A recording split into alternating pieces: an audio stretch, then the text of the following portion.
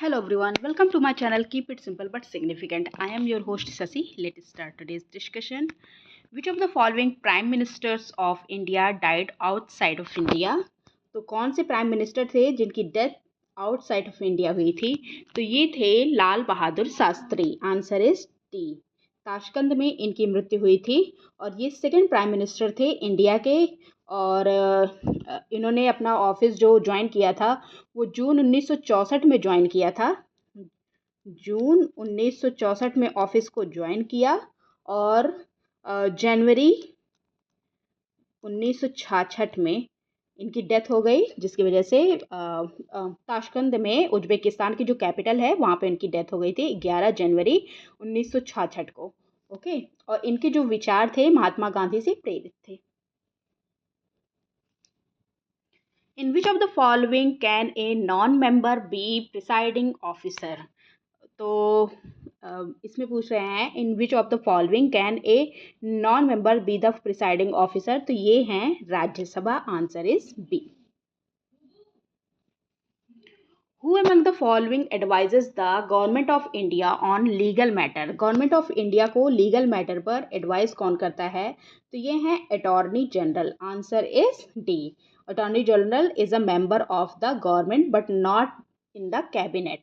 और ये गवर्नमेंट को लीगल मैटर पर एडवाइस करते हैं.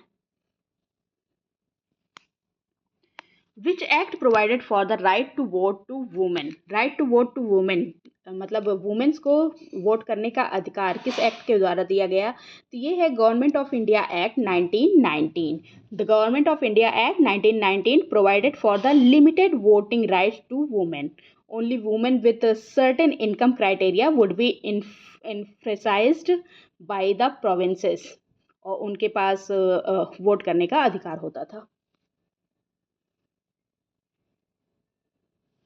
The evolution of the IAS and the IPS has been recommended by the which of the following commission? IAS और IPS का जो पोस्ट है उसको एबलिश करने का रिकमेंड किया था किसने? राजमन्नार कमीशन ने. Answer is D.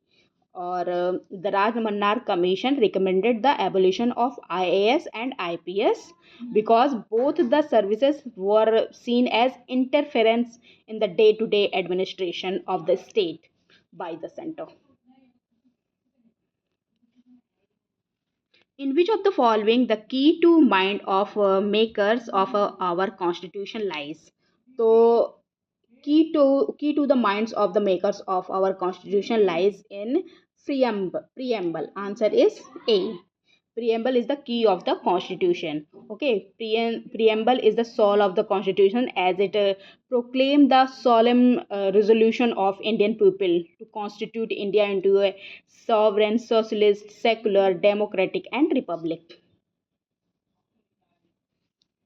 In Indian, residuary powers are vested in which of the following? residuary power किसके अंतर्गत आता है? तो ये यूनियन गवर्नमेंट के अंतर्गत आता है.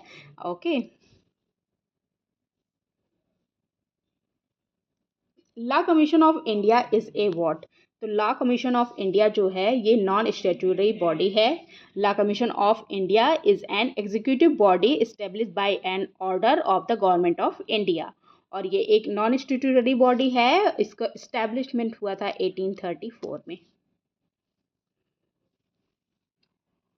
Who can be appointed as the ad hoc judge of Supreme Court? Supreme Court का एडहॉक जज अपॉइंट कौन हो सकता है? तो ये only those qualified for appointed as जज ऑफ सुप्रीम कोर्ट, उसको एडहॉक जज बनाया जा सकता है. Who among the following can suspended the fundamental rights? Fundamental right को सस्पेंड कौन कर सकता है? तो इनमें से जो सस्पेंड कर सकते हैं फंडामेंटल राइट को वो हैं प्रेसिडेंट.